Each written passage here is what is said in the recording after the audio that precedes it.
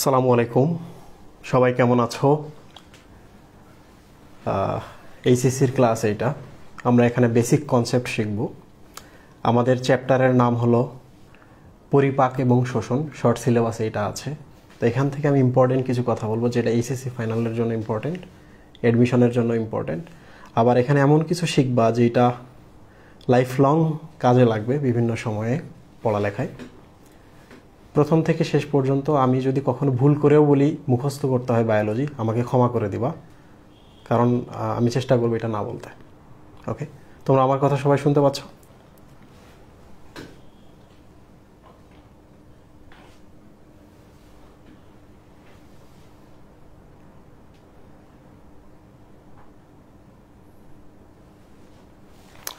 আমার কথা সবাই শুনতে পাচ্ছ?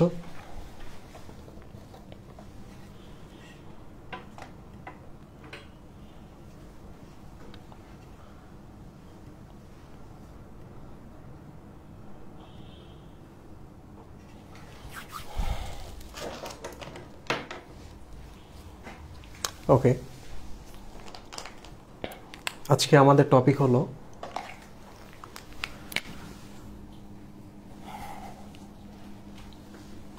পরিপাক এবং শোষণ।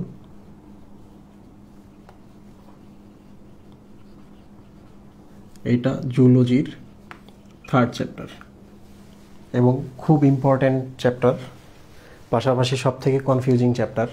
এখানে এতই তথ্য আছে যে এই চ্যাপ্টারের সাথে যখন তোমার দেখা হবে তখন তুমি মনের ভেতর থেকে বলে ফেলবা যে সব মুখস্থ করতে হয়, বায়োলজি বোঝার কিছু নেই। এই জন্য আমি চ্যাপ্টারটা সিলেক্ট করেছি। তোমাদের জন্য আমি 2টো ক্লাস নেব, 2টো ক্লাসে আমি যতটুকু পারি আলোচনা করব। ওকে, আজকের টপিক 2টা থাকবে। একটা হলো জাইমোজেন, আর একটা হচ্ছে ডেন্টাল ফর্মুলা বা দন্ত সংকেত। ওকে, তো তোমরা আমাকে খুব শুরুতে একটা প্রশ্নের উত্তর দাও তো, যে ছোট্ট একটা বাচ্চা প্রথম যখন দাঁত গজানো শুরু করে তখন তার মুখের ভেতরে আমরা যারা বড় আছি একটা আঙুল দিয়ে দিই, উলিয়ে লেলে একটা দাঁত হয়েছিল, কি সুন্দর দাঁত, তাই না? ইঁদুরের মতো লাগে। তখন বলো তো এটা রিস্কি না এটা মানে স্বাভাবিক, না এটা একটা রিস্কি ব্যাপার বাচ্চাদের মুখের মতো দাঁত দেওয়া? বাচ্চা কিন্তু বুঝবে না যে তোমার পেইন বলে কিছু আছে, বাচ্চা তোমাকে কামড় দিবে। প্রশ্ন হচ্ছে, একটা বাচ্চার যখন মুখে দাঁত গজায় কোন দাঁতটা সবার আগে গজায়? এগুলা এগুলা এগুলা না কোনগুলা? খুব দ্রুত আমাকে বলো।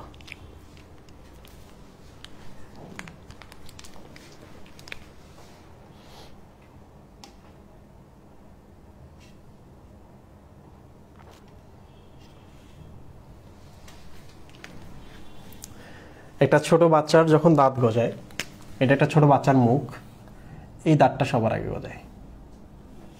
ক্লিয়ার? নিচের দিকের এই দুইটা, এই দাঁত দুটার নামে কিন্তু সিজার। কি সিজার? যারা কাটাকাটি করে, কর্তন। ফুল নেম হচ্ছে ইনসিজর বা কর্তন দাঁত। ক্লিয়ার? তাহলে কর্তন দাঁত যখন গজিয়েছে তখন ভুলেও বাচ্চার মুখের মধ্যে আঙুল দিবা না, খবর আছে। তাহলে আমরা এখন দেখব ডেন্টাল ফর্মুলা বা দন্ত সংকেত। দাঁতের সংকেত বোঝার জন্য আমি সবার আগে তোমাদের একটা দাঁতের ছবি দেখাই। এটা হলো, ধরা যাক, উপরের চোয়াল, আর এটা হলো নিচের চোয়াল। আমরা যখন জন্ম নিই তখন কিন্তু আমাদের মায়ের পেটে যখন আমরা থাকি তখন কিন্তু আমাদের দাঁত গজায়। কখন দাঁত তৈরি হয় বা গজায়? তৈরি হয় কখন? মায়ের পেটে যখন থাকি, এমব্রায়োনিক বা ভ্রূণ দশায় যখন থাকি তখন। বাট এটা কিন্তু আমরা দেখতে পাই না, কারণ এটা ধীরে ধীরে ধীরে ধীরে কি করে, তোমার মাড়িটাকে ফাটিয়ে বাইরে চলে আসে। এটা কখন হয়? ফার্স্ট যখন 6 মান্থ,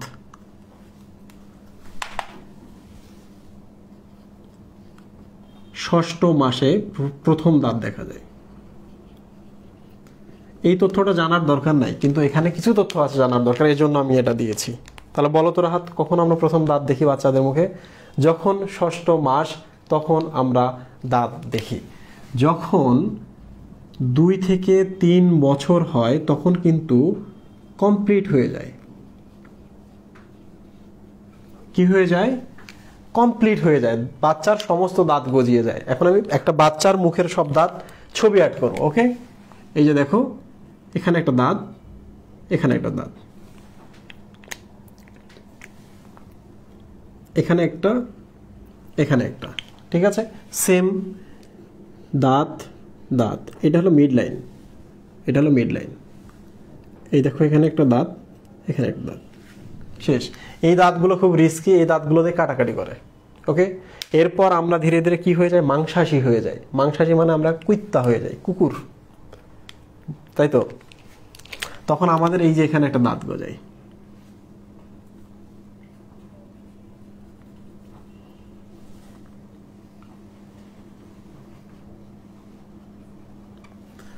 দাঁত আমাদের গজিয়ে গেল।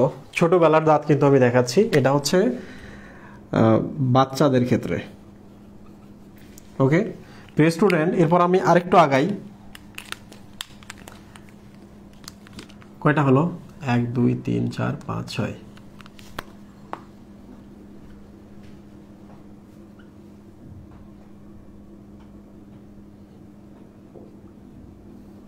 এরপর বাচ্চাদের দাঁত গজায় এই জায়গাতে।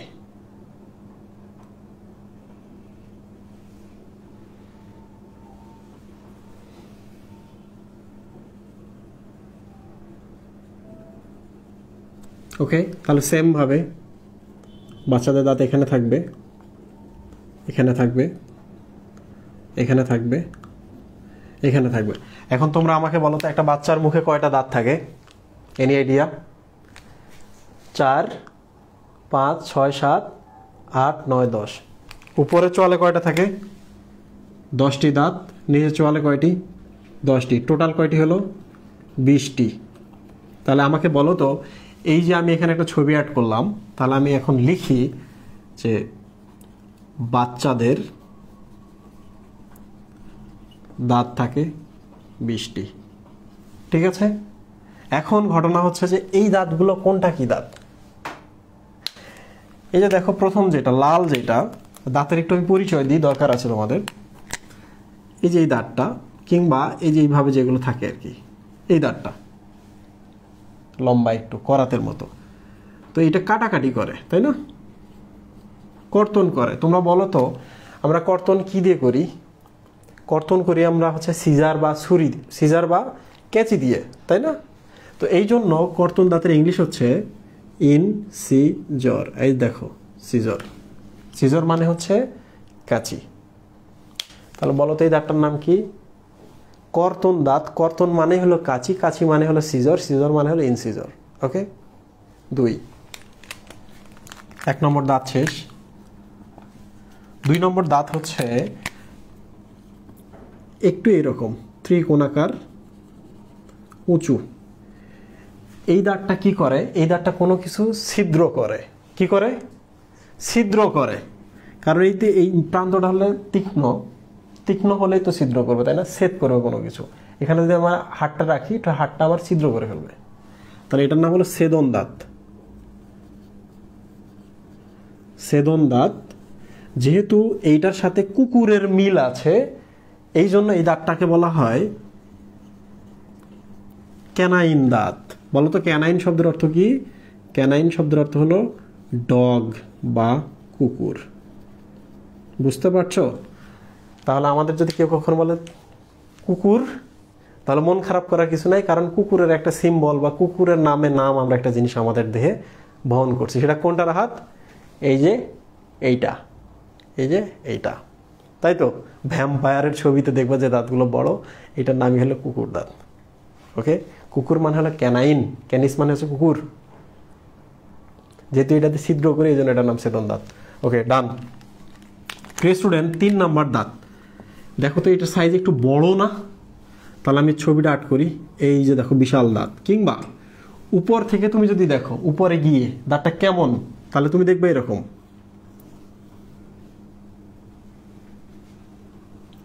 তাই না? একটু গর্ত গর্ত না? প্রিয় স্টুডেন্ট, দেখো তো এই দাঁতটা অনেক বড় না? ভারী দাঁত না? ভর বেশি না? তো এই জন্য আমরা এটাকে কি বলতে পারি? ম্যাজ। ম্যাজ মানে একটু ভর বা ভারী কিছু একটা। ম্যাজ থেকে আসে মোলার। তাহলে এটার নাম কি বলো তো আমাকে? এটার নাম হলো মোলার দাঁত। মোলার মানে কি? যে জিনিসটা বড়, জিনিসটা ভারী, এটার নামই হলো মোলার দাঁত। ওকে, মোলার দাঁতের বাংলা আছে। বাংলা মানে দেখো, তুমি যদি কোনো একটা জিনিসকে পিষে ফেলতে চাও, তুমি কিন্তু এরকম করবা না, এটা দেখো কিছু করবা না, তুমি কি করবা? এইখানে দিবা, ওইটা দিয়ে পিষে ফেলবা। যেহেতু পিষে ফেলছো মোলার দাঁত দিয়ে বা পেষণ করছো, এই জন্য এটার নাম হলো পেষণ দাঁত। কি দাঁত? মোলার দাঁতের আরেক নাম হলো পেষণ দাঁত। তাহলে আমরা বাচ্চাদের 3 ধরনের দাঁত পেলাম। লুক, কোনো গ্যাপ আছে কোথাও? একেবারে কন্টিনিউয়াস, মাঝখান থেকে শুরু হয়েছে, দেখো সাইডে চলে গেছে, মাঝখান থেকে শুরু হয়ে গেছে, সাইডে চলে গেছে, তাই না? তাহলে আমি এক এক করে বলি। মাঝখানে আছে 4টা, মিড লাইনের এই পাশে 2টা, মিড লাইনের এই পাশে 2টা। এগুলো হচ্ছে কাটাকাটি করছে। কাটাকাটি মানে সিজর, সিজর মানে হচ্ছে ইনসিজর দাঁত বা কর্তন দাঁত।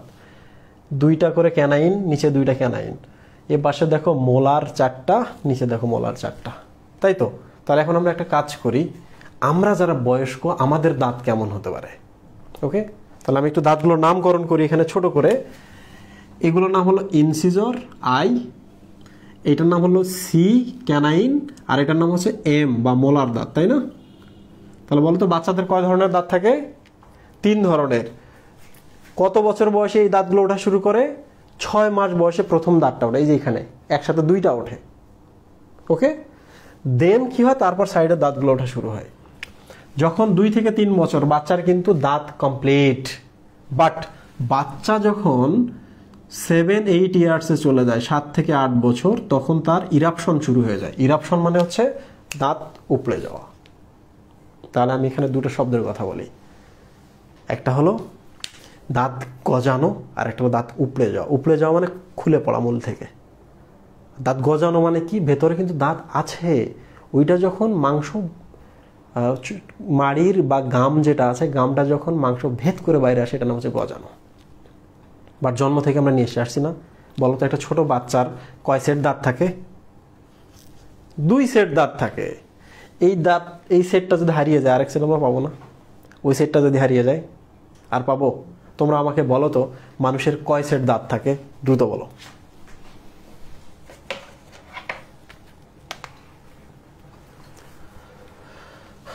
দ্রুত সবাই আমাকে বলো, মানুষের কয় সেট দাঁত থাকে?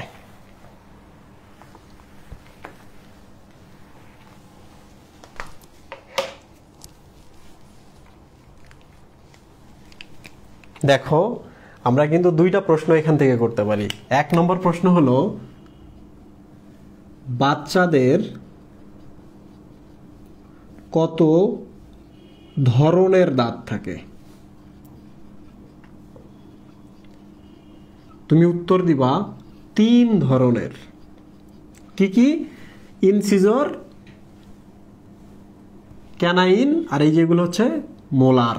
3 ধরনের দাঁত থাকে। এবার যদি আমি বলি বাচ্চাদের, না বলে এবার যদি বলি আমি কখনো যে মানুষের কয় সেট দাঁত থাকে? দাঁত থাকে, তোমরা বলবা 2 সেট। ক্লিয়ার? ক্লিয়ার? তাহলে 1 সেট আমরা দেখতে পাচ্ছি বাচ্চাদের মুখে, আরেক সেট তার নিচে আছে। ওগুলো যখন গ্রো করা শুরু করে, কারণ আমাদের বয়স বৃদ্ধির সাথে সাথে চোয়ালটা বড় হতে থাকে, তারপর হচ্ছে ওই দাঁতগুলো বড় হতে থাকে, তখন বাইরেরগুলোকে ঠেলা দিয়ে বাইর করে ফেলে। যদি কখনো এমন হয় যে তোমার নিচে কোনো দাঁত নাই, উপরে যে দাঁতটা আছে ওটা আজীবন থেকে যাবে। তোমরা কি কখনো দেখছো তোমাদের কোনো ফ্রেন্ডের জন্মের পর একটা দাঁত তৈরি হয়েছিল প্রথম, ওই দাঁতটার পর আর কোনো দাঁত ওই জায়গায় তৈরি হয়নি? দাঁত কখনো দেখছো? আমি দেখছি। আমার এক রুমমেট ছিল, ছোট ভাই, তার এইরকম বেবি টিথ এখনো আছে, কারণ ওইটার নিচে আর কোনো দাঁত তৈরি হয়নি। ওকে, থ্যাংক ইউ প্রিয় স্টুডেন্ট।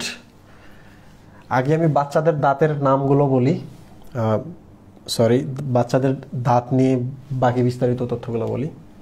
সেটা হলো, বাচ্চাদের দাঁতকে কি বলা হয়?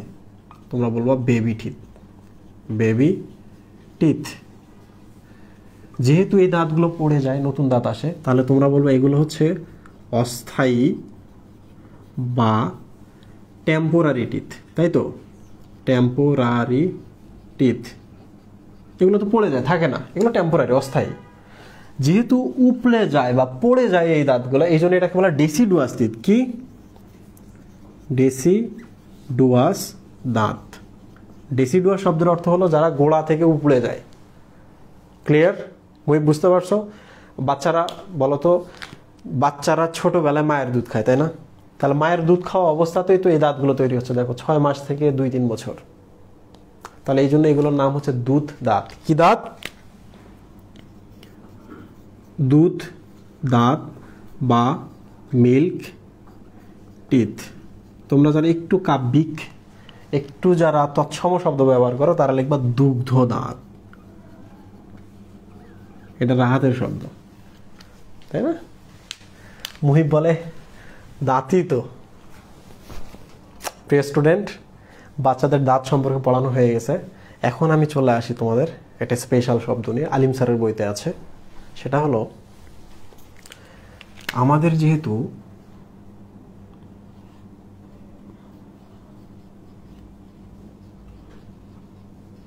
দুইবার দাঁত হয় বা 2 সেট দাঁত আছে, এই জন্য আমাদের দাঁতকে বলা হয়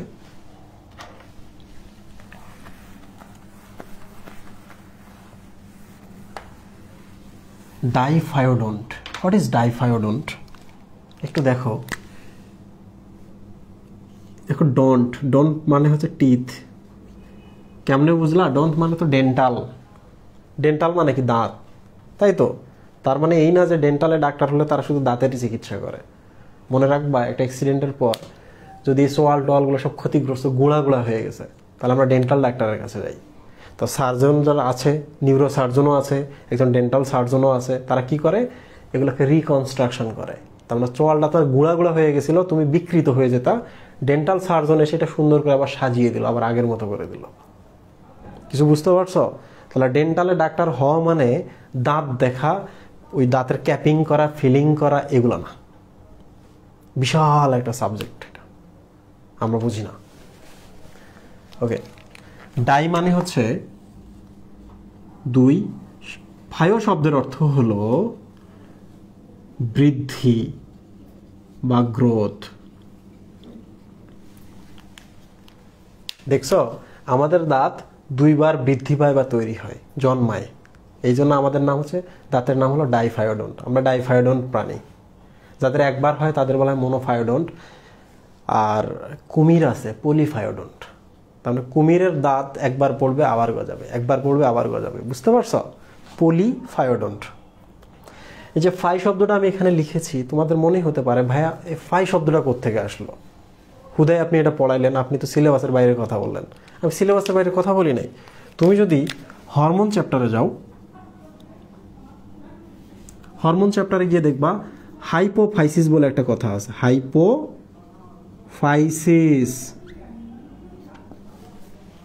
হাইপো মানে হচ্ছে নিচে, ফাই মানে হচ্ছে গ্রোথ, ওসিস মানে হচ্ছে প্রক্রিয়া। তাহলে বলো তো হাইপোফাইসিস শব্দের অর্থ কি? নিচের দিকে কোনো কিছু যদি গ্রোথ হয়, মানে এই জিনিসটা এখানে আছে, হঠাৎ করে এখান থেকে নিচে একটা কিছু তৈরি হচ্ছে, এটা নাম হলো হাইপোফাইসিস। প্রিয় স্টুডেন্ট, এটা যদি আমাদের ব্রেন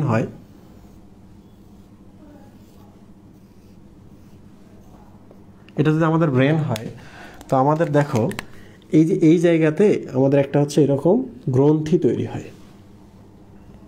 দেখো তো এই জিনিসটা কি ব্রেন থেকে আসছে না? এই জিনিসটা তো, এই জিনিসটা কি নিচের দিকে তৈরি হইল না?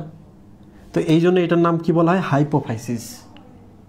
কি হাইপোফাইসিস হয়? নিউরো হাইপোফাইসিস কিংবা অ্যাডিনো হাইপোফাইসিস। এটা তোমরা কিন্তু হরমোন চ্যাপ্টারে গেলে পাবা, যখন তোমরা পিটুইটারি গ্রন্থি পড়বা। ঠিক আছে?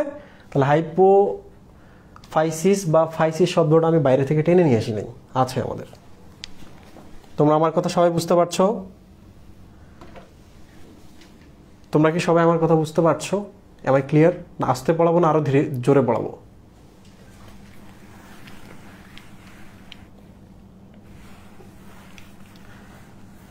বলো তো, আমাদের দাঁত কয়বার গজায়? 2 বার। এই জন্য কি বলা হয়? ডাইফায়োডন্ট। কুমিরের ক্ষেত্রে কি হয়? অনেকবার, পলিফায়োডন্ট। মোনোফায়োডন্টও আছে। তোমরা কমেন্টে বলো তো, মোনোফায়োডন্ট প্রাণী কারা হতে পারে? দ্রুত বলো কমেন্টে। ওকে, এবার আমরা দেখি ডেন্টাল ফর্মুলা। ডেন্টাল ফর্মুলা তোমাদের কিন্তু এইটা একই সাথে রিটেন, একই সাথে এমসিকিউ এর জন্য ইম্পর্টেন্ট হতে পারে। এমসিকিউটা তোমাদের এইচএসসি ফাইনাল কিংবা অ্যাডমিশন, খুবই ইম্পর্টেন্ট এটা।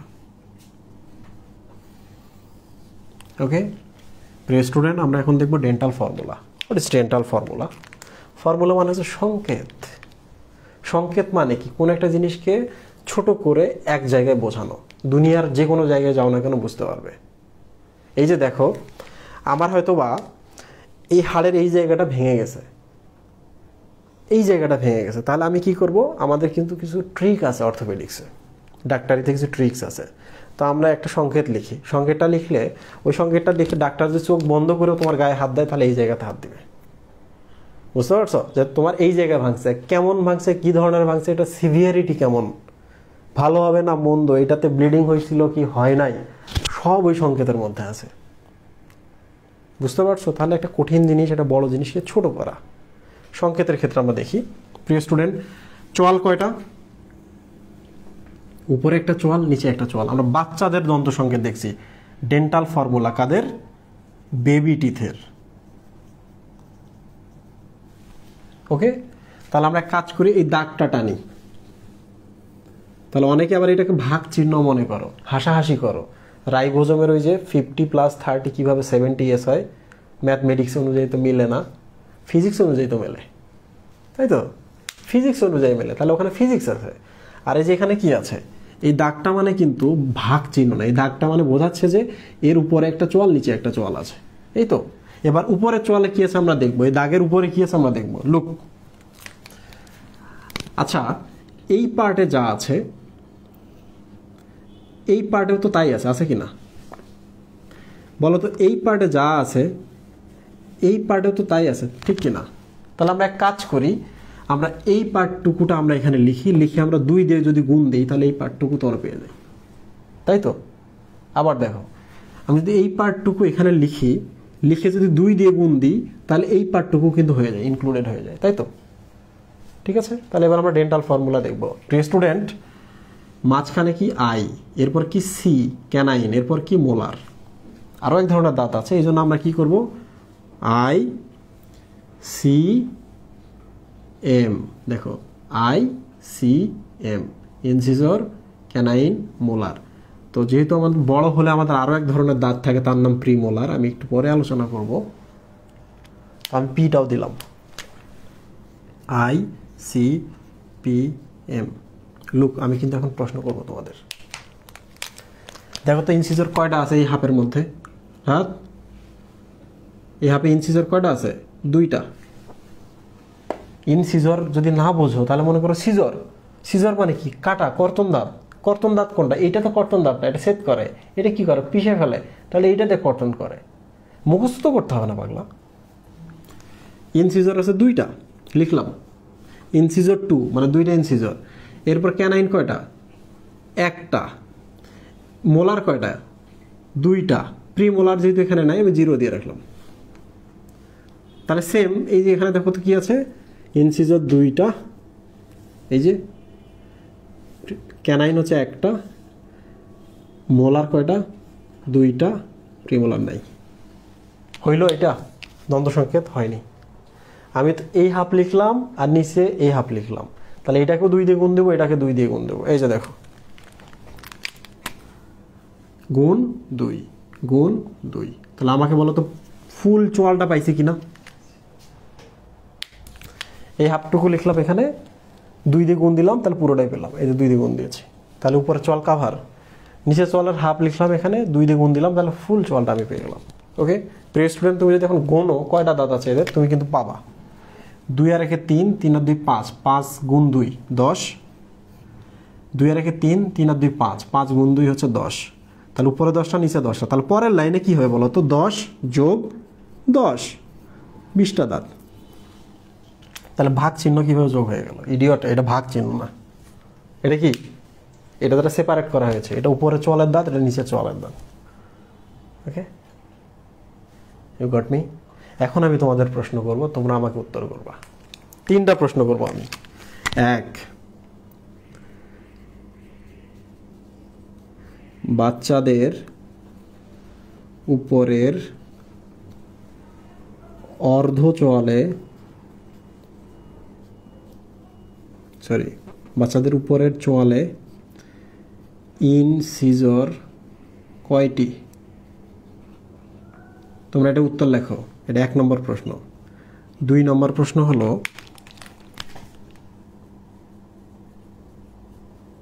বাচ্চাদের নিচের চোয়ালে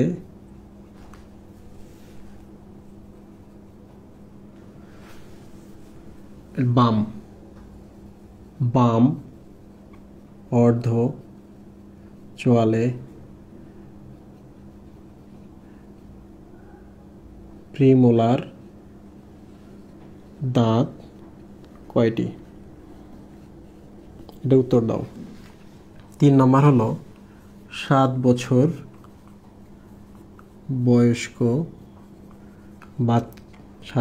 বয়স্ক মানব শিশুর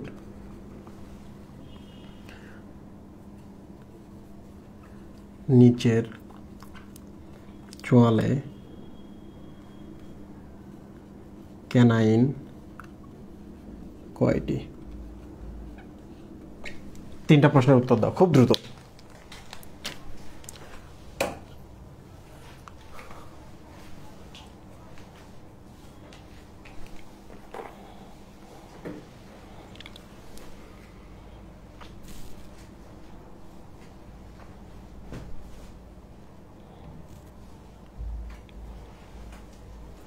তিন নম্বর প্রশ্নের উত্তর কে 10 লিখছো? শেষ করে ফেলাইছো।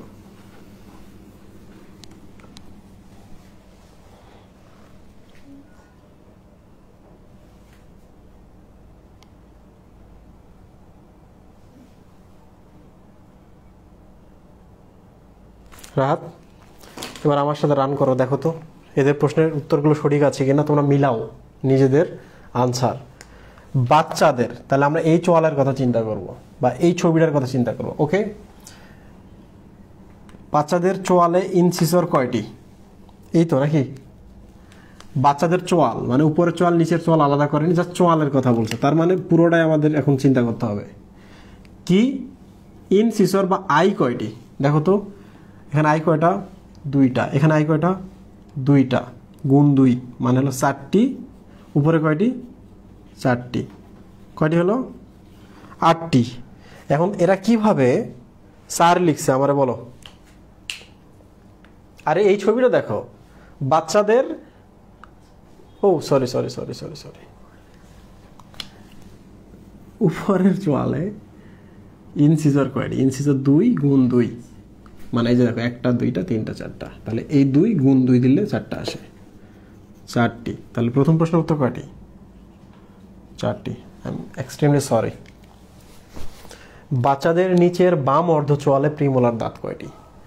বাচ্চাদের দেখো, বাচ্চাদের তাহলে এই ছবিতে তোমরা যাবা বা এই ডেন্টাল ফর্মুলায় যাবা, নিচের কথা বলছে তাহলে নিচে যাও। বাম তাহলে হচ্ছে বাম এই সাইডটা অর্ধ চোয়াল মানে অর্ধেক চোয়ালের কথা বলছে, বামের দিকের অর্ধ চোয়ালের কথা বলছে। প্রিমোলার কয়টি? প্রিস্টোন আমাদের মোলার দাঁত আছে বাচ্চাদের, প্রিমোলার নাই, বড়দের আছে। তাহলে এটার উত্তর কি? 0।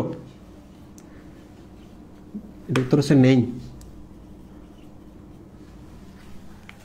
3 নম্বর প্রশ্ন হচ্ছে যেমনি ঘুরিয়ে ফিরিয়ে প্রশ্ন করুক আনসার দিতে পারবা তুমি। 7 বছর বয়স্ক মানব শিশুর নিচের চোয়ালে ক্যানাইন কয়টি? এই যে দেখো এখানে কিন্তু প্রবলেমটা করে দেয়। যদি এখানে 10 বছর লেখে তাহলে কিন্তু তুমি ধরা খেয়ে যাবা, কারণ আমরা তো জানি 7-8 বছরের মধ্যেই দাঁত পড়ে যাওয়া শুরু করে, তখন কিন্তু পূর্ণাঙ্গ দাঁত গজানো শুরু করে। এই যে দেখো 6 মাসে প্রথম দাঁত, সেটা হলো নিচের ইনসিজর, 2 থেকে 3 বছরের মধ্যে কমপ্লিট, 7 থেকে 8 বছর বয়সে কি হয়? উপড়ে যাওয়া শুরু করে বা ইরাপশন হয়, উপড়ে যেতে শুরু করে। বাট যখন একটা মানুষের বয়স 21 ইয়ার, তোমাদের বয়স কত? তখন তাদের 32 দাঁত থাকে। রাত, তোমার বয়স কত? কত? 19 বছর? বাচ্চা। তোমার বয়স কত? 24? সরি, বয়স বলে দিছি। আগে খুব সম্মান দিত, এখন পাত্তাই দিবে না তোমাদের। আমাদের বয়স 18, আপনার বয়স 24, 6 বছরই তো।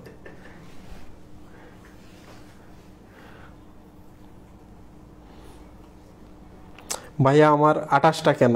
তোর বয়স নাইট্রাস অক্সাইড, তোমার বয়স হচ্ছে 18-19, তাই তো? 21 বছর হোক তারপর হবে। ব্যাপারটা এমন না যে 32টাই থাকবে, ম্যাক্সিমাম 32টা হয়, নর্মাল 32টা হয়। আমার 32টা দাঁত আছে, তাই তো? কারো কারো এক্সট্রা 2টা দাঁত থাকে, ওই এক্সট্রা 2টা দাঁত দিয়ে কী করে জানো? পেছনে কামড়ায়। পেছনে কামড়ানো বোঝো? তোমার চোখের সামনে থেকে কোথাও যাবে, গিয়ে তোমার নামে দুর্নাম করবে। এদের থাকে 34টা করে দাঁত, এক্সট্রা 2টা আল্লাহ দিয়ে দিছে তাদেরকে।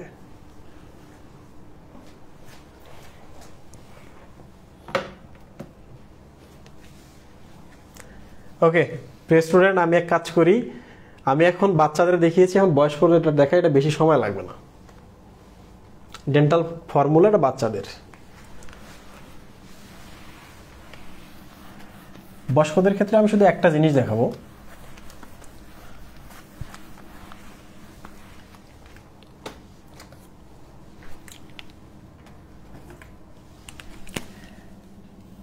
এটা হচ্ছে চোয়ালের নিচ, এটা হচ্ছে উপরের চোয়াল, এটা হলো নিচের চোয়াল।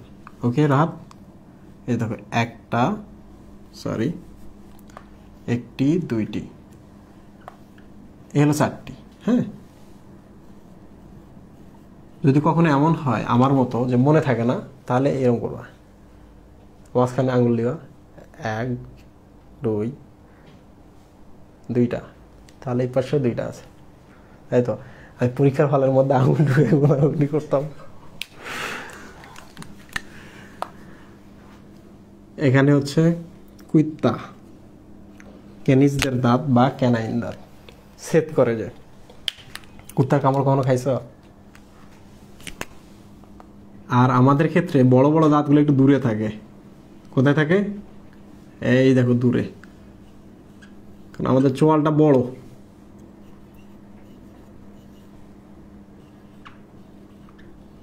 দেখছো, আমাদের বড় দাঁতগুলো আর একটু দূরে থাকে, কারণ আমাদের চোয়াল বড়, বাচ্চাদের চোয়াল ছোট।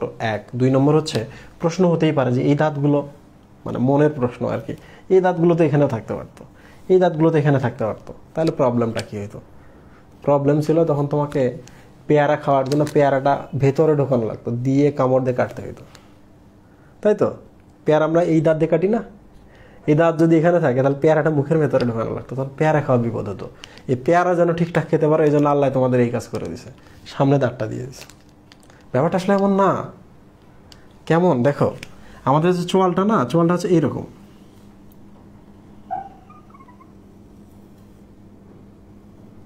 কেমন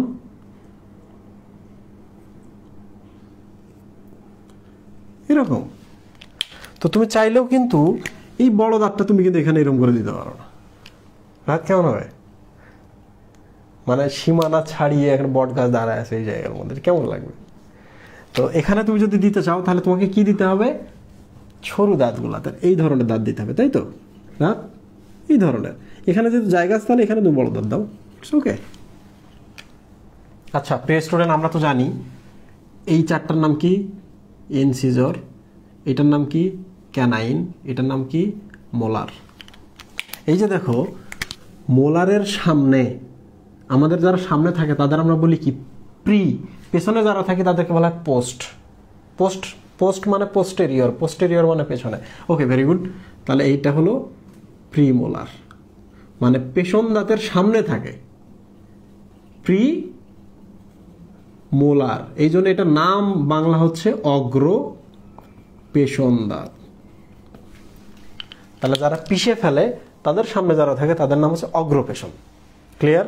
তাহলে এদের কোনো নিজস্ব নাম নাই, যেমন আমাদের থাইরয়েড গ্রন্থির নিজস্ব নাম নাই। তাহলে এটার নাম থাইরয়েড গ্রন্থি কিভাবে হলো? এই যে তরুণাস্থির উপরে বসে আছে, সেই তরুণাস্থিটার নাম হচ্ছে থাইরয়েড তরুণাস্থি। বুঝতে পারছো? তার উপরে আছে। প্যারাথাইরয়েড গ্রন্থির কোনো নাম নাই। প্যারা মানে হচ্ছে পাশে। তাহলে থাইরয়েড গ্রন্থি যদি এখানে থাকে, সেই থাইরয়েড গ্রন্থির পাশে যদি কোনো গ্রন্থি থাকে, তাকে আমরা আলাদা নাম দেবো না, তাকে বলো থাইরয়েডের পাশে থাকা গ্রন্থি। বুঝতে পারছো? তার নাম হচ্ছে প্যারাথাইরয়েড গ্রন্থি। ঠিক তেমনি এর নিজস্ব কোনো নাম নাই, এর নাম হচ্ছে মোলার দাঁত বা পেছন দাঁত, এর নাম হচ্ছে অগ্র পেছন দাঁত। ক্লিয়ার? আজকে আমরা ক্লাসের এখন লাস্ট মোমেন্টের দিকে চলে আসি, কারণ এরপর আমরা হচ্ছে জাইমোজেন পড়াবো। প্রিয় স্টুডেন্ট, এখানে আর বেশি কিছু পড়াতে হবে না, তাহলে তুমি শুধু দেখো ডেন্টাল ফর্মুলাটা কেমন হয়। এটা হচ্ছে অ্যাডাল্ট ডেন্টাল ফর্মুলা, বয়স্কদের পার্মানেন্ট টিথ, স্থায়ী দাঁতের, বুঝতে পারছো? এটা হচ্ছে এরকম ICPM, ICPM। দেখো আই কয়টা? দুইটা। সি কয়টা? একটা। পি কয়টা? দুইটা। এম কয়টা? তিনটা, গুণ দুই। Same I2 C1 P2 M3 গুণ দুই। প্রিয় স্টুডেন্ট, একটু ভালো করে খেয়াল করো। 1 2 3, সামনে একটা 2 বসাই দিবা। দেখো 2 1 2, মাঝখানে 1, দুই দিলে 2। তাহলে আমাদের ক্ষেত্রে এইটা শুধু বাচ্চাদের ক্ষেত্রে যখন চিন্তা করবো, একটু চিন্তা করবা, এইটা 0 হয়, এইটা 0 হয়, এটা 2 হয়, মানে এখানে একটা দাঁত কমাবা, এখানে শূন্য করে দিবা। ওকে, আচ্ছা এবার টোটাল করি আমরা। 2 আর 1 3, 3 2 5, 5 আর 3 8, 8 গুণ 2 16, উপরে নিচে 16, ইকুয়াল 16 যোগ 16 ইকুয়াল 32। ঠিক আছে, আমি আর এটা নিয়ে কথা বলছি না, শেষ। তোমরা যদি বুঝতে পারো তাহলে আমি আজকের সবথেকে মজাদার টপিক বা জাইমোজেন পড়ানোর আগে একটা ব্রেক নেব। ওকে, 3 মিনিটের ব্রেক।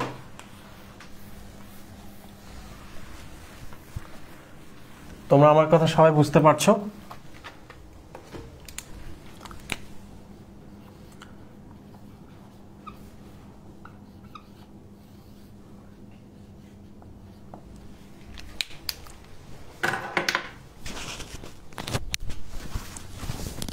ভাইয়া আক্কেল দাঁত কোনগুলো? আক্কেল মানে হচ্ছে জ্ঞান। আমাদের বয়সের সাথে সাথে এক্সপেরিয়েন্স বাড়ে, আমাদের জ্ঞান বাড়ে বা আক্কেল বাড়ে। তাহলে আমাদের কিন্তু দেখো একবার ভেতরের দিকে দাঁতগুলো গজিয়ে যায়, তাই না? তাহলে যাদের অনেক বয়স হয়নি তাদের কিন্তু একবার ভেতরের দিকে বা ওই যে 31 32 নম্বর দাঁতগুলো গজায় না। তাহলে এগুলোর নামই হচ্ছে আক্কেল দাঁত। তাহলে এক্সট্রা যে দাঁতগুলো থাকে এগুলোর নাম আক্কেল দাঁত নয়। আরেকটা মিনিং আছে, মানে এটা হচ্ছে খুব দুর্বল লজিক। সেটা হলো এই দাঁতগুলো বের হওয়ার সময় মাড়িটা ফাটিয়ে বের হয়, তখন আমাদের প্রচণ্ড ব্যথা করে। তখন আমরা কি বলি? আক্কেল হয়ে গেল, তোর জ্ঞান হয়ে গেল। মানে এই যে ব্যথা দাঁতের এইরকম, এটা তুই আজকে জানলি, এটা তোর নতুন জ্ঞান, নতুন আক্কেল। তো এই জন্য এটাকে আক্কেল দাঁত বলে। এক হচ্ছে ব্যথা বা জ্ঞান পাইলা দুনিয়ায় প্রথম, এই জন্য, কিংবা জ্ঞানী হওয়ার পর, আক্কেল হওয়ার পর যে দাঁতগুলো বাজায় তারা হচ্ছে আক্কেল দাঁত। ওকে, 3 মিনিট পর আসছি, কেউ যাবো না।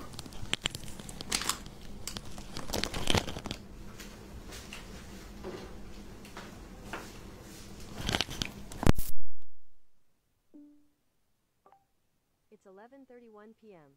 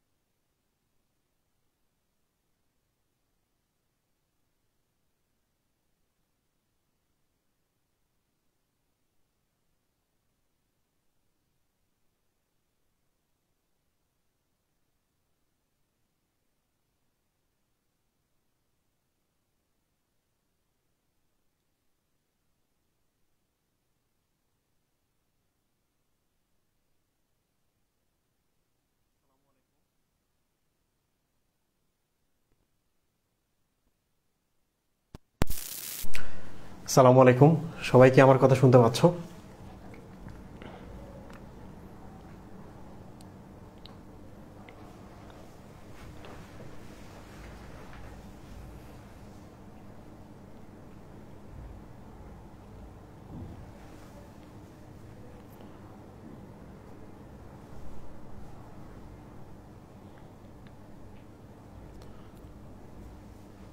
ওকে, থ্যাংক ইউ। এখন আমরা খুব খুব দ্রুত শেষ করব। সবাই কি আমার কথা শুনতে পাচ্ছ? এখন আমরা খুব দ্রুত শেষ করব জাইমোজেন। জাইমোজেন কি?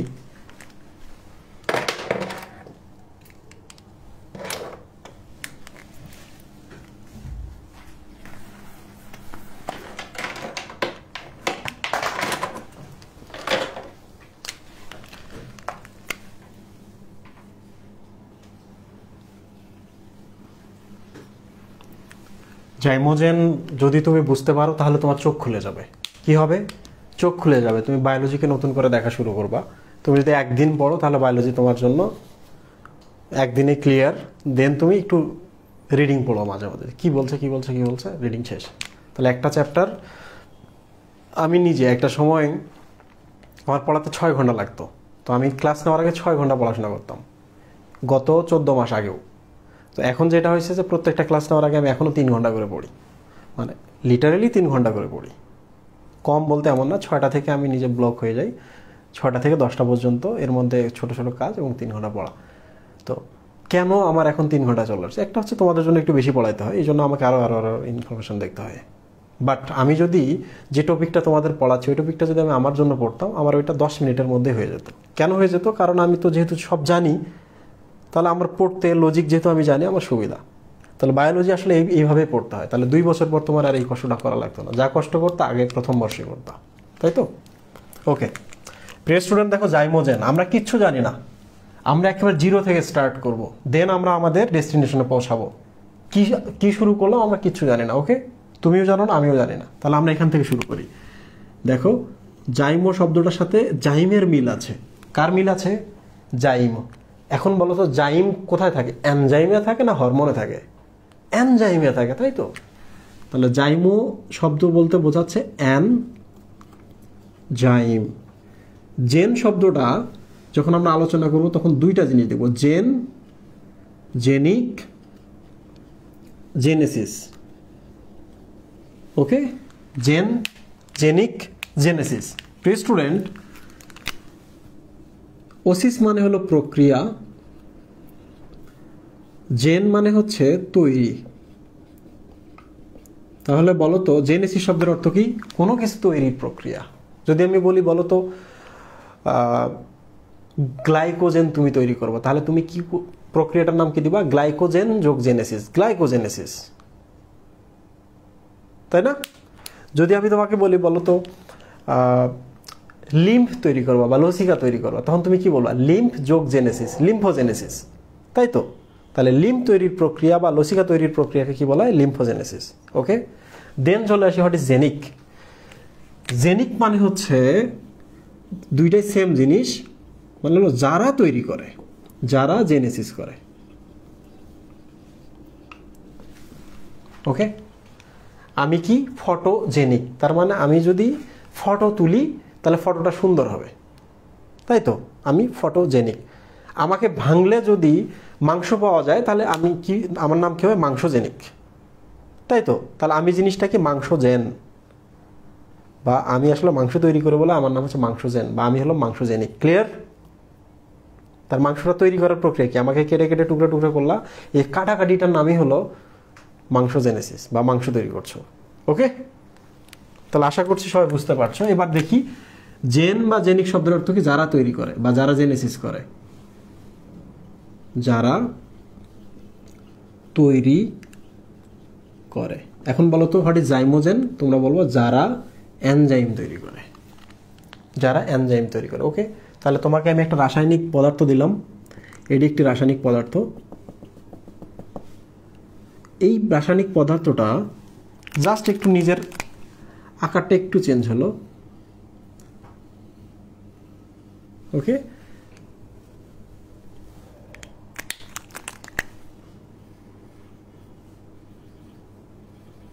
এটা একটা রাসায়নিক পদার্থ, তুমি জাস্ট একে একটু শেপ চেঞ্জ করলা, তাহলে এ হয়ে গেল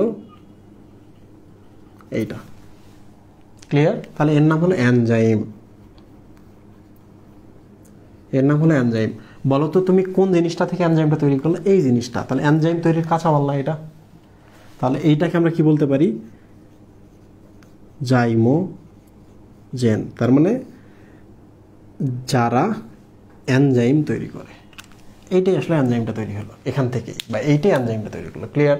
তাহলে বলো তো আমাদের শরীরে কোনো জাইমোজেন আছে, তার মানে কি বোঝাচ্ছে? ওটা একটা কাঁচামাল। কিসের কাঁচামাল? এনজাইম তৈরির কাঁচামাল।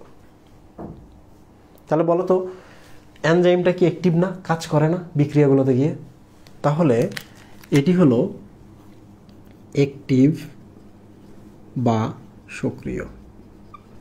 কারা? এনজাইমরা। বিক্রিয়াতে গিয়ে সে কাজ করতে পারে। তাহলে বলো তো এটা কি? ইনঅ্যাক্টিভ বা নিষ্ক্রিয়।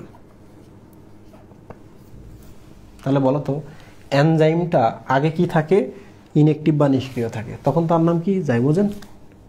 এনজাইমটা যখন অ্যাক্টিভ বা সক্রিয় হয় তখন তার নাম কি? এনজাইম। তাহলে আমরা বলতেই পারি জাইমোজেন সক্রিয় হলে তার নাম এনজাইম, এনজাইমটা আগে ছিল জাইমোজেন। ওকে, একটা আমি ছবি দেখাই, একটা আমি তোমাদের কি দেখাই। ওকে, এই যে এটা দেখো,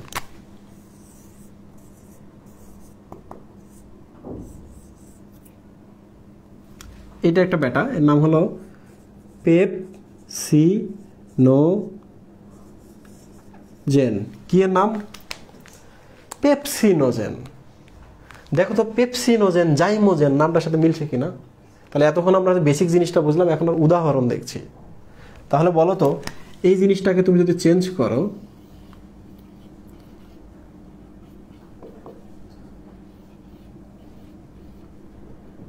কি হলো এটা?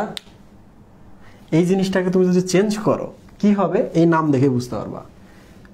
পেপসিনোজেন, তার মানে পেপসিন জেন, যারা জেনেসিস করে বা যারা তৈরি করে কি? পেপসিন তৈরি করে। তাহলে এটার নাম হলো পেপসিন।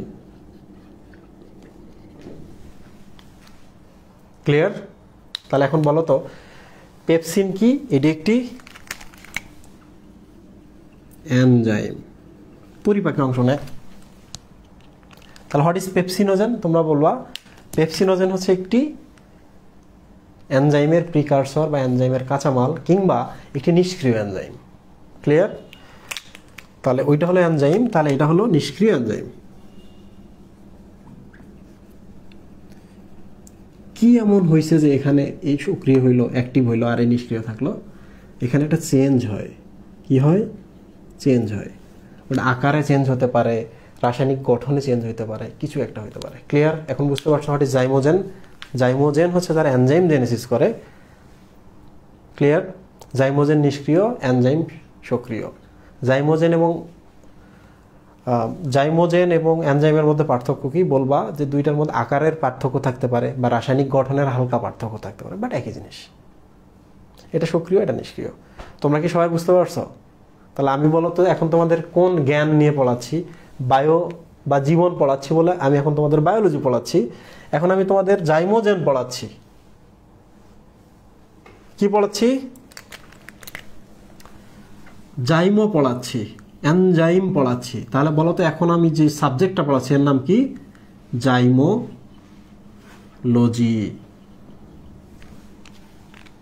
লজি মানে হচ্ছে জ্ঞান বা একটা সাবজেক্ট যেখানে জাইমো বা এনজাইম নিয়ে আলোচনা করা হয়। ক্লিয়ার? তো সব থেকে রিচ জাইমোলজির পার্ট কোনটা জানো? মদের ফ্যাক্টরি। পৃথিবীতে কিন্তু মাদক তৈরিতে বা অ্যালকোহল তৈরিতে প্রচুর ইনভেস্ট করা হয়, এটা বিক্রিও অনেক, পাশাপাশি এটাতে ইনকামও বেশি। এই জন্য জাইমোলজি সাবজেক্টটাও খুব জনপ্রিয়। বাংলাদেশে তো জাইমোলজি নাই, বাট তুমি যদি বাংলাদেশে বায়োকেমিস্ট্রি পড়ে যাও, কিংবা হচ্ছে তুমি যদি বাংলাদেশে কেমিস্ট্রি, অ্যাপ্লাইড কেমিস্ট্রি পড়ে যাও, তাহলে তুমি কিন্তু জাইমোলজি সাবজেক্ট নিয়ে পড়াশোনা করতে পারবা, পিএইচডি করতে পারবা। তো সবসময় কেন ডাক্তার হইতে হবে? স্পেশাল সাবজেক্টগুলো আছে, করতে হবে না? এখন কোভিডের সময় যারা মাইক্রোবায়োলজিতে পড়ছে তারা খুব ভালো করতেছে না? পড়ছে কিনা? যারা ফার্মাকোলজিতে পড়ছে ওষুধ নিয়ে, তারা কি ভ্যাকসিন আবিষ্কার করছে না? যারা জেনেটিক্স নিয়ে পড়ছে, জিন তত্ত্ব নিয়ে জাহাঙ্গীরনগর ইউনিভার্সিটিতে, তারা কিন্তু এখন বিভিন্ন ভাইরাসের যে আলফা ভেরিয়েশন, বিটা ভেরিয়েশনের কি করছে? তাদের হচ্ছে ওই আরএন এর গঠন বা ডিএনএ এর গঠনগুলো বাইর করছে, তাই তো? তাহলে খুব হই হই রই রই অবস্থা। ডাক্তারদেরও তো সেম অবস্থা, বাট ডাক্তাররা এখন খুব কষ্টের মধ্যে আছে। কোনো ছুটি নাই, ঈদ নাই, পূজা নাই, নাথিং। আমার কথা বুঝতে পারছো তোমরা? আমি কিন্তু এখন ডিপে ঢুকে যাব।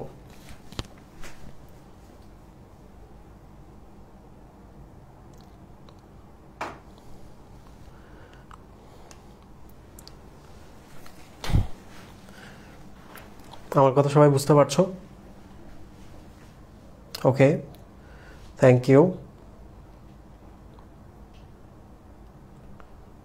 Thank you. এখন আমি তোমাদের এমন কিছু এনজাইম নিয়ে বলবো। একটা এনজাইম কিন্তু বলছি, পেপসিনোজেন আমাদের শরীরে থাকে, ও নিষ্ক্রিয়। পেপসিনে যখন পরিণত হয় তখন সে সক্রিয়। এটি জাইমোজেন বা নিষ্ক্রিয় এনজাইম, ওটি হলো এনজাইম বা সক্রিয় এনজাইম। ওকে, এরকম আমি অনেক কিছু দেখাই তোমাদের। এবার ক্লাস কিন্তু আমরা শেষের দিকে চলে আসছি।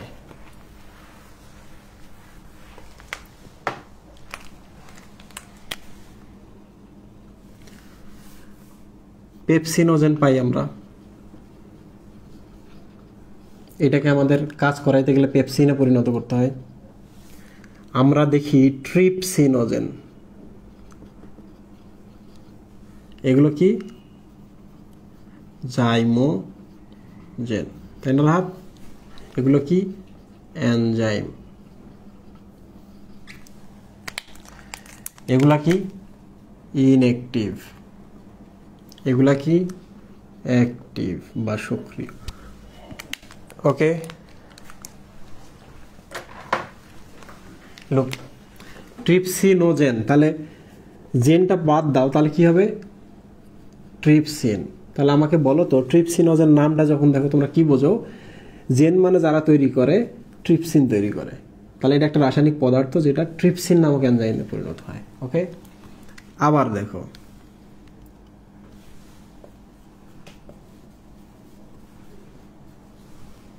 ওকে,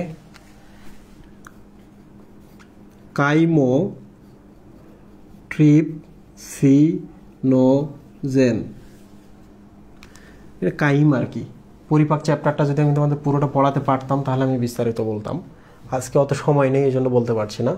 কাইমোট্রিপসিনোজেন, তাহলে কাইমোট্রিপসিনোজেন কি তৈরি করে? নাম দেখে বোঝা যাচ্ছে, জেনটা বাদ দিলেই সে কাইমোট্রিপসিন তৈরি করবে, তাই না?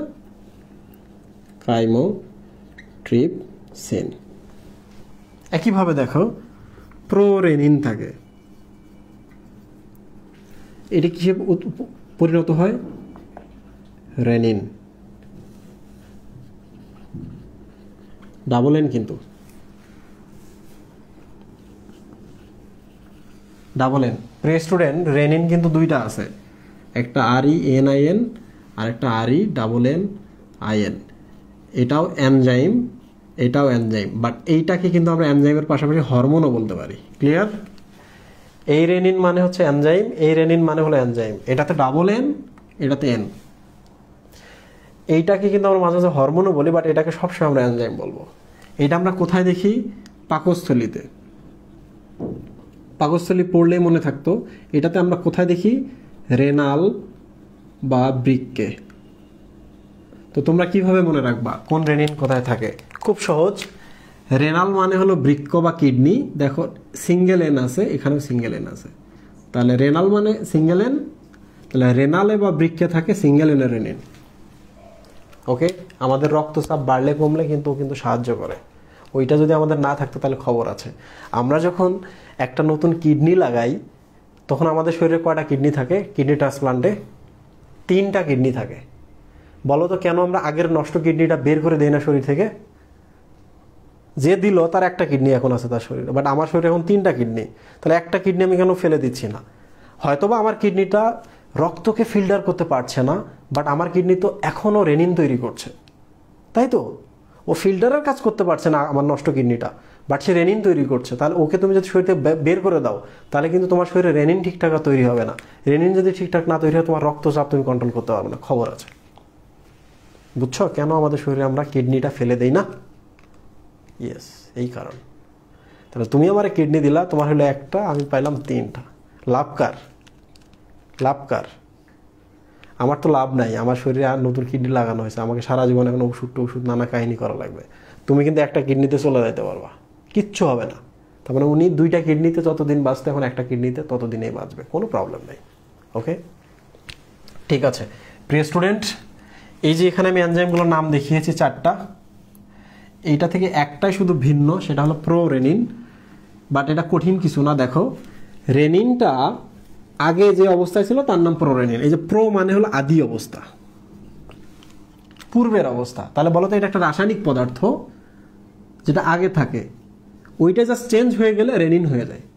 তাহলে বলো তো রেনিনের আগের অবস্থার নাম কি হবে? প্রোরেনিন। তাহলে প্রোরেনিনও একটা কি, জাইমোজেন বা নিষ্ক্রিয় এনজাইম, তাই তো? প্রিয় স্টুডেন্ট, এবার আমি চলে আসি আমাদের পাকস্থলীতে। এই যে দেখো পাকস্থলী, আমি কিন্তু আজকের ক্লাসের শেষে চলে আসছি। পাকস্থলী নিয়ে 2-1টা কথা বলো, ক্লাস শেষ। এনজাইম রিলেটেড প্রশ্ন হয়, আমাদের পাকস্থলী কেন নিজেকে পরিপাক করে না? তুমি মাংস খাইছো, এখানে এটাও প্রোটিন, পাকস্থলীটাও প্রোটিন, তাই না? এটাও প্রোটিন, এটাও প্রোটিন। তাহলে এই প্রোটিন পরিপাকের এনজাইম দেখো তোমার পাকস্থলী থেকে আসতেছে, দেখছো? কোন এনজাইমগুলো? এই যে এই 4টা এনজাইম। ক্লিয়ার? তোমার পাকস্থলী নিজে এই প্রোটিনটাকে পরিপাক বা ভেঙে ফেলার জন্য এনজাইম তৈরি করছে। সে নিজে প্রোটিন না, পাকস্থলী নিজে প্রোটিন না, মাংস না। তাহলে ওই এনজাইম দিয়ে যদি সে বাইরের মাংস গলায় দিতে পারে, তাহলে নিজের মাংসটা গলায় দিতে পারবে না। তাহলে কেন নিজের মাংসটা সে গলায় দেয় না? পাকস্থলী প্রোটিন পরিপাকের এনজাইম নিজে ক্ষরণ করে, বাট ওইটা দিয়ে কেন সে আক্রান্ত হয় না? কখনো শুনছো কোনো সাপ নিজের বিষে মারা গেছে? মারা গেছে? তাহলে সাপ নিজের বিষে মারা যায় না, নিশ্চয়ই কোনো প্রোটেক্টিভ মেকানিজম আছে যার জন্য সাপের লালাগ্রন্থিতে বিষ থাকে, সে বিষটা আরেকজনকে দিয়ে মেরে ফেলতে পারে, বাট নিজের কিছুই হয় না। কেন হয় না এটা আমি একটু আলোচনা করি। ওকে, এই যে দেখো পাকস্থলীতে এখানে কিন্তু অনেক ধরনের কোষ আছে। হ্যাঁ, এই কোষ থেকে তোমরা তো জানো এখানে HCl ক্ষরণ হয়, হাইড্রোক্লোরিক অ্যাসিড। এখানে হচ্ছে এনজাইম ক্ষরণ হয়, যারা প্রোটিন পরিপাক করে। এই এনজাইম দিয়ে এরা ক্ষরণ হয়ে নষ্ট হয়ে যেতে পারতো। এই HCl বা অ্যাসিড দ্বারা এর প্রাচীরটাও ক্ষতিগ্রস্ত হতে পারতো। কেন হয় না? কয়েকটা কারণ আছে। 1 নম্বর কারণ হচ্ছে এই প্রাচীর অ্যাসিড ক্ষরণ করছে, বাট পাশাপাশি সে নিজে মিউকাস বা পিচ্ছিল তরল ক্ষরণ করে। যে পিচ্ছিল তরলগুলো দিয়ে, এই যে দেখো আবরণ, পুরো একটা পিচ্ছিল তরল এখানে, দেখছো? খেয়াল করছো? তাহলে এটার নাম কি? মিউকাস। তাহলে পাকস্থলী নিজে হয়তোবা HCl ক্ষরণ করছে অ্যাসিড, বাট সে সাথে সাথে মিউকাস ক্ষরণ করছে, করে চারপাশে একটা প্রোটেক্টিভ লেয়ার দিয়ে রাখছে, যার জন্য এই অ্যাসিডটা এই ভেতরে যেতে পারে না, দেয়ালটাকে ক্ষতিগ্রস্ত করতে পারে না। 1। 2 নম্বর হচ্ছে অ্যাসিডকে তুমি যদি নিষ্ক্রিয় করতে চাও, তোমার কি লাগবে? ক্ষার, অ্যালকালাইন সাবস্টেন্স লাগবে। তাহলে অ্যাসিডটাকে তুমি যদি নিষ্ক্রিয় করতে চাও, তাহলে খুব ভালো হয় এখান থেকে তুমি যদি বাইকার্বনেট ক্ষরণ করতে পারো। তাহলে এটা অ্যাসিড, এটা ক্ষার, 2টা মিলে নিষ্ক্রিয় হয়ে যাবে, দেয়ালটা রক্ষা পাবে, তাই না? তাহলে মিউকাস পেলাম আর বাইকার্বনেট পেলাম। তাহলে পাকস্থলী প্রচুর পরিমাণ বাইকার্বনেট ক্ষরণ করে। মাঝে মাঝে দেখো তুমি যখন খাইলা, খাবারটা এখানে আসলো, খাবারটা অ্যাসিডের সাথে মিশলো, তাহলে খাবারটার সাথে এখন কি আছে? খাবার আছে, অ্যাসিড আছে। তো এটা কি নিচে আসবে না? এখানে, এই যেখানে আসবে কি না? তাহলে এখানে আসলে কি এই যে দেয়ালগুলা বা পরিপাক নালীগুলো নষ্ট করে ফেলতে পারে না? কারণ এখান থেকে তো খাবারের সাথে অ্যাসিডও আসছে। প্রিয় স্টুডেন্ট, এই অ্যাসিডটাকে নিষ্ক্রিয় করার জন্য অগ্নাশয় থেকে বাইকার্বনেট আসে, উপর থেকেও বাইকার্বনেট আসে, এসে অ্যাসিডটাকে নিষ্ক্রিয় করে ফেলে। বুঝতে পারছো এবার? Am I clear? তাহলে আমরা 2টা জিনিস পেলাম। আরেকটা হলো পাকস্থলীতে এই কোষগুলো দেখতেছো না, এরা খুব কম্প্যাক্ট অবস্থায় থাকে, দৃঢ়ভাবে একজন আরেকজনের সাথে লেগে থাকে। কিছু বুঝলা? চক্রবুজ্জ নাম শুনছো তোমরা? চক্রবুজ্জ মানে হচ্ছে সৈন্যরা যখন যুদ্ধক্ষেত্রে যায়, একটা চক্র তৈরি করে তারা যুদ্ধ করে। ওইটার ভেতরে কেউ ঢুকতে পারে না। ওইটার ভেতরে তুমি যদি ঢুকতে পারো, তাহলে তাদের আঘাত করতে পারবে, ওরা চক্রটা রাখতে পারবে না। বুঝলা? তাহলে বাইরে থেকে তুমি যতই যুদ্ধ করো, ওরা ওই চক্রাকারে যুদ্ধ করতে করতে পুরো যুদ্ধক্ষেত্রে যুদ্ধ করতেছে, সবাই মারতেছে, ওদেরকে কেউ মারতে পারতেছে না। ক্লিয়ার? এই হচ্ছে ঘটনা। তাহলে চক্রবুজ্জনে কেন জানি কথা বলতেছিলাম? ও, চক্রবুজ্জতে সৈন্যগুলো একটার সাথে আর একটা কম্প্যাক্ট অবস্থা থাকে, তুমি বাইরে থেকে চেষ্টা করলেও ঢুকতে পারবে না। যারা বাহুবলী সিনেমা দেখছো, বাহুবলীতে গিয়ে দেখবা ওই 4-5 জন এরকম ঢাল নিয়ে ঘিরে আছে, ভেতর থেকে যুদ্ধ করছে, বাইরে থেকে কিছু করতে পারতেছে না। নারকেল গাছের মাথার মধ্যে দিয়ে এরকম করে দেয় না সৈন্যগুলাকে, তাই তো? ওগুলোই কাইন্ড অফ চক্রপুঞ্জ। প্রিয় স্টুডেন্ট, এবার দেখো এইখানে যে এপিথেলিয়াল কোষগুলো আছে এরা খুব কম্প্যাক্ট অবস্থায় থাকে, তাহলে আবরণী কোষ কম্প্যাক্ট অবস্থা থাকে, একটা সাথে আরেকটা লেগে থাকে, এই জন্য অ্যাসিডটা ঢুকতেই পারে না। আরেকটা প্রবলেম সেটা হলো, দেখো তো এই যে এনজাইমটা তো আছে, এই এনজাইমটা তো প্রোটিন পরিপাক করে দেয়, তাহলে সে কি করতে পারে, এখানে গিয়ে পরিপাক করে দিতে পারে কিনা, এটাকে পাকস্থলীর দেয়ালটাকে গলিয়ে দিতে পারে কিনা? পারে, কিন্তু মনে রাখবা এই এনজাইমটা সক্রিয় না, এই এনজাইমটা কি মহিব? নিষ্ক্রিয়। তোমরা কি আমার কথা বুঝতে পারছো? আমি কিন্তু একেবারে লাস্ট লাইনে চলে আসছি। এই এনজাইমটা কি? নিষ্ক্রিয় বা জাইমোজেন। তাহলে ওরা এখানে ক্ষরণ হইলো, এখনো কিন্তু কাজের উপযোগী নয়। তাহলে ক্ষরণ হইলেও কিন্তু দেয়ালে কিছু করতে পারে না। এই জিনিসগুলো আগে কোথায় ছিল? পাকস্থলীর নিজে ধরেছিল বিষের মতো। তো ওর গায়ে যখন কাছে যখন ছিল, কোষগুলো যখন ভেতরে ছিল, তখন তো কোষগুলোকে নষ্ট করতে পারতো, গলিয়ে দিতে পারতো। দেয়নি কেন? কারণ পাকস্থলীর কোষের ভেতরে যখন প্রোটিন পরিপাকের এনজাইমগুলো থাকে তখন তারা নিষ্ক্রিয় অবস্থায় থাকে বা জাইমোজেন অবস্থায় থাকে, এই অবস্থায় থাকে। তাহলে এরা যখন এখান থেকে এই জায়গায় আসে তখন তাদেরকে এই এনজাইমগুলোকে এইটা বানাইতে হয়, অ্যাক্টিভ এনজাইম। তাহলে এখন এখানে অ্যাক্টিভ এনজাইম থাকবে। কেমনে অ্যাক্টিভ হয় এটা আমি দেখিয়ে আজকে ক্লাস শেষ করব। আমি কি খুব কষ্ট দিতেছি? যারা যেতে চাও তারা যেতে পারো, ইটস ওকে।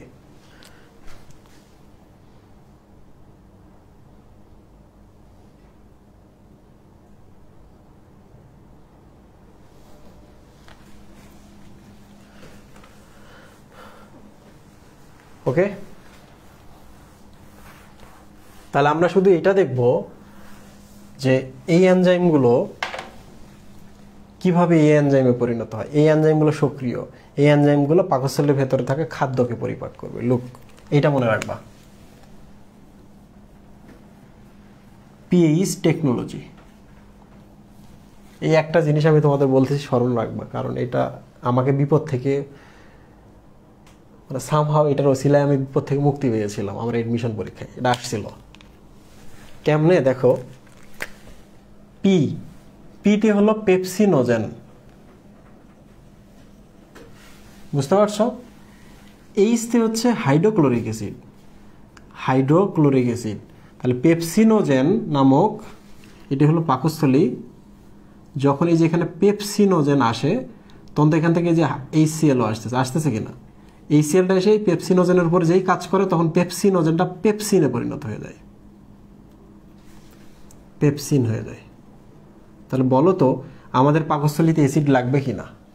তাহলে তুমি যখন অ্যাসিডিটি হয় বা অকারণে যদি সারা বছর ধরে শুধু গ্যাসের ওষুধ খাও তাহলে খবর আছে, তোমার প্রোটিন পরিপাক ঠিকঠাক হবে না। কারণ কি?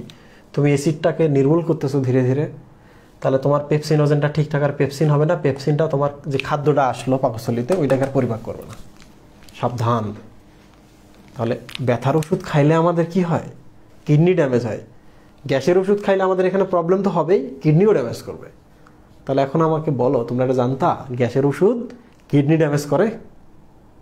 জানতা তুমি? আজকে জানো। ওকে, অনেকে আছে 2 মাস 3 মাস 6 মাস 3 বছর 10 বছর ধরে খাইতেছো, খবর আছে তোমাদের। আচ্ছা, আমরা তো একটা করলাম, পেপসিনোজেনটাকে করলাম না? এবার দেখো এই যে এটা টিতে হলো ট্রিপসিনোজেন, যে ইতে হলো অ্যান্টারোকাইনেজ, প্রিয় স্টুডেন্ট, যেখানে কাইনেজ এনজাইম থাকে মনে রাখবা সেখানে এটিপি লাগে, আর এটিপি তো অ্যাভাইলেবল, এটাই এটিপি দ্বারা সক্রিয় হয় আর কি। তাহলে বলো তো ট্রিপসিনোজেন কোন এনজাইম দ্বারা সক্রিয় হয়? অ্যান্টারোকাইনেজ দ্বারা। ট্রিপসিনোজেন অ্যান্টারোকাইনেজ দ্বারা সক্রিয় হয়, এটা এটার উপর কাজ করে, এইটা এটার উপর কাজ করে। ওকে, তাহলে কি পেলাম আমরা? ট্রিপসিন। বুঝতে পারছো প্রিয় স্টুডেন্ট? এই দেখো সিতে হলো কাইমোট্রিপসিন। এটাকে আমরা কিসে পরিণত করব? কাইমোট্রিপসিনোজেন। এইটাকে আমরা কিসে পরিণত করব? কাইমোট্রিপসিন, তাই না? এই যে দেখো এখানে আমি কি বলেছি, সি টি, সিতে হলো কাইমোট্রিপসিনোজেন, টিতে হলো ট্রিপসিন। এই যে দেখো ট্রিপসিন নিজে যখন সক্রিয় হয়েছে, হওয়ার পর এ বলতেছে যে আমি তো ঘুমিয়েছিলাম, এই বেটা এসে আমাকে জাগিয়ে ট্রিপসিন বানিয়েছে, আমি যেহেতু জেগে গেছি আমি তোরেও ঘুমাতে দেবো না। এই দেখো নিষ্ক্রিয়রে সক্রিয় করে ফেলছে কে, ট্রিপসিন। দেখছো একজন আরেকজনকে ধাক্কা দিচ্ছে ডোমিনোজের মতো। ডোমিনোজ মানে কি, একটার পর একটা ইট আমরা দাঁড় করাবো, একটা ইটকে ধাক্কা দেবো, সে আরেকজনকে ধাক্কা দিয়ে সবাই ফেলে দেবে। বুঝতে পারছো? এক এনজাইম জেগে গেল, ট্রিপসিনোজেন জেগে গেল, সে আবার কাকে, কাইমোট্রিপসিনকে কাইমোট্রিপসিনে পরিণত করছে। বাকি রইল কি, এটাও পেলাম, এটাও পেলাম, এটা পেলাম, রেনিন আর প্রোরেনিন রইল, তাই না? প্রিয় স্টুডেন্ট দেখো, প্রোরেনিন এটা লাস্ট লাইন আর কি আজকে ক্লাসের, এটাকে আমরা রেনিনে পরিণত করব। পিতে হচ্ছে প্রোরেনিন। এই যে দেখো পি, সামনে কি আছে এইচ, তাহলে এইচসিএল। দেখছো এইচসিএল পেপসিনোজেনকেও পেপসিন বানায়, এইচসিএল প্রোরেনিনকেও রেনিন বানায়। তাহলে এরা যেমন দুধের উপর কাজ করে, আর এগুলা মাংসের উপর কাজ করে, মাংসের প্রোটিন, এই দুধের প্রোটিনের উপর কাজ করে। নেক্সট ক্লাসে যদি আমি পড়াই, আমি তোমাদের এটা বিস্তারিত পড়াবো। বলো তোমাদের কোনো প্রশ্ন আছে কি না? আমি ক্লাস শেষ করে ফেলছি।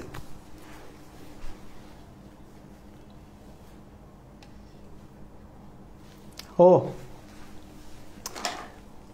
একটা ছোট ক্লিনিক্যাল তথ্য দিয়ে দিই, তোমাদের জানা দরকার, সারা জীবন এটা বিলি করে খাবা। এটা আমাদের পাকস্থলী, তো পাকস্থলীর দেয়াল যদি ক্ষতিগ্রস্ত না হয় তাহলে আলসার কিভাবে হয়? এটা হচ্ছে পাকস্থলীর দেয়াল, বুঝতে পারছো রাহাত?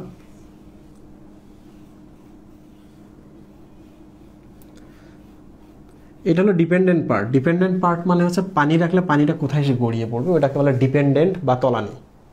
তো মোটামুটি এই জায়গাগুলোতে একটু বেশি ক্ষতি হয়, বুঝতে পারছো? এটা হচ্ছে পাইলোরাস পার্ট। পাকস্থলী এই পার্টটার নাম কি? পাইলোরাস। পাইলোরাস মানে হলো গেট কিপার আর কি, এই যে গেটটা কিপিং করে, মানে এখানকার জিনিসগুলোকে বের হতে দেয় না। তো এটা হলো পাইলোরাস পার্ট। ওকে, তো তুমি যদি রেগুলার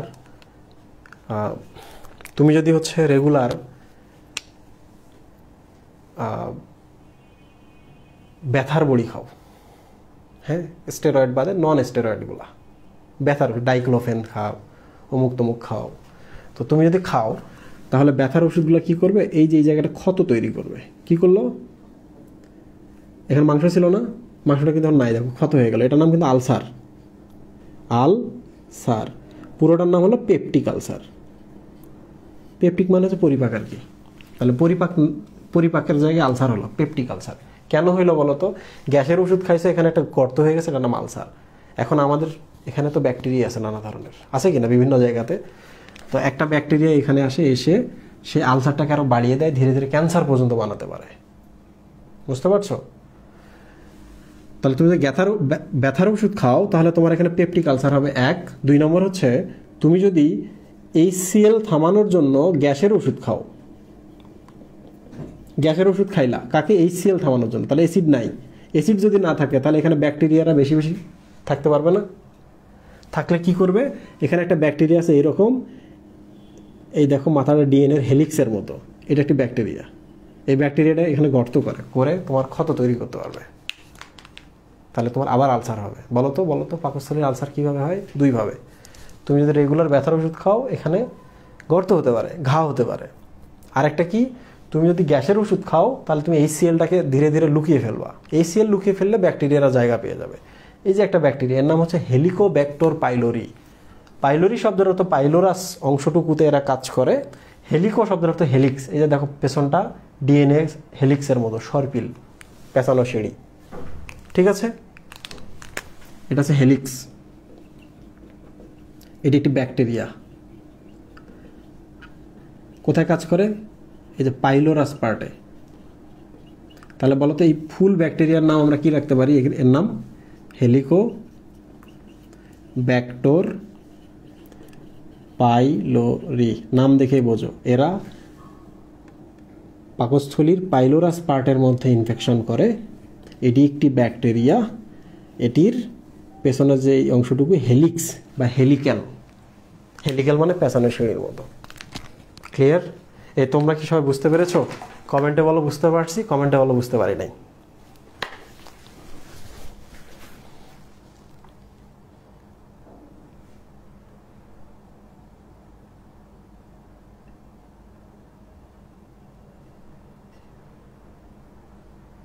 পিপিআই কি? পিপিআই মানে হলো প্রোটন পাম্প ইনহিবিটর, মানে এখানে কিছু প্রোটনের জন্য পাম্প আছে, এগুলোকে ইনহিবিট বা দমিয়ে রাখে। এইচ, প্রোটন মানে হচ্ছে এইচ প্লাস। তো তোমরা তো জানো HCl তৈরি করতে গেলে আমাদের প্রোটন লাগে, তাহলে তুমি পিপিআই যদি এখানে দাও তাহলে প্রোটনগুলোকে বাইর হতে দিবে না বা পাম্প করতে দিবে না, তোমাকে আর HCl তৈরি হতে দিবে না। তাহলে প্রোটন পাম্প ইনহিবিটরের কাজ কি? প্রোটনকে পাম্পিং হতে দেয় না, প্রোটন যে পাম্প হয় যে পাম্পটা দিয়ে ওটাকে বন্ধ করে দেয়, তখন আর তোমার শরীরে HCl তৈরি হবে না। এই যে ওমেপ্রাজল, ইসোমিপ্রাজল, প্যান্টোপ্রাজল, ল্যান্সোপ্রাজল, এগুলা কি? রেবিপ্রাজল, এরা হচ্ছে প্রোটন পাম্প ইনহিবিটর। ক্লিয়ার? প্রাজল নাম আছে তাদের শেষে।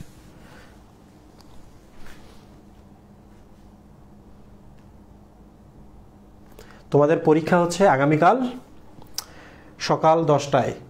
গ্রুপের মধ্যে আমি লিঙ্ক পোস্ট করব, তোমরা ওই লিঙ্কের মধ্যে কি করবা? রাত্রে লিঙ্ক দিব, যারা রেজিস্ট্রেশন করনি রেজিস্ট্রেশন করে নিবা। কালকে সকাল 10টায় পরীক্ষা দেওয়া শুরু করবা, রাত 10টা পর্যন্ত পরীক্ষা। যদি অ্যাক্সেস না করতে পারো চিন্তা করবো না, 10 মিনিট 20 মিনিট 1 ঘন্টা পর অ্যাক্সেস করবা। ওকে? বিশেষ করে যারা অফলাইনে পরীক্ষা দিবা তাদের জন্য এটা একটা ভালো জিনিস যে তোমরা খাতার মধ্যে পরীক্ষা দিবা, ওখানে লিঙ্ক অ্যাক্সেস ইন্টারনেটের কোনো প্রবলেম হওয়ার কথা না। ভালো থাকো, সুস্থ থাকো, আর আমি তোমাদের একটা ক্লাস নিব, এটা নেক্সট শনিবারে। আল্লাহ হাফেজ।